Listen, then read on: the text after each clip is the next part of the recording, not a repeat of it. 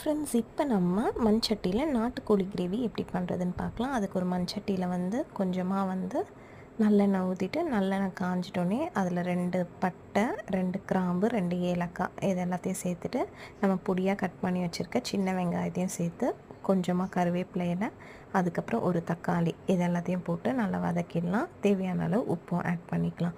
அதுக்கப்புறம் அரைக்கிறதுக்காக 1 ஸ்பூன் மிளகு, 1 ஸ்பூன் சோம்பு, அதுக்கப்புறம் 1 ஸ்பூன் சீரகம் இது எல்லாத்தையும் ஒரு பவுடராக அரைச்சி வச்சுக்கோங்க. அரைச்சி வச்ச பவுடரில் கொஞ்சமாக இஞ்சி பூண்டு பேஸ்ட், கொஞ்சம் தண்ணி போட்டு அரைச்சி வச்சுக்கலாம். அரைச்சி வச்சதை நம்ம வதக்கிட்டுருக்க வெங்காயம் தக்காளி கூட ஆட் பண்ணிவிட்டு, நம்ம எடுத்து சுத்தம் பண்ணி வச்சுருக்க நாட்டுக்கோழியை அது கூட சேர்த்து, கொஞ்சமாக மஞ்சத்தூள், கொஞ்சமாக தனி மிளகாத்தூள், தனியாத்தூள் இது எல்லாத்தையும் சேர்த்து, தேவைப்படுற அளவுக்கு தண்ணி ஊற்றி ஒரு தட்டு போட்டு மூடி போட்டு நல்லா சுண்டை எடுத்தால் சுவையான கிரேவி தயார். நீங்களும் ட்ரை பண்ணுங்கள்.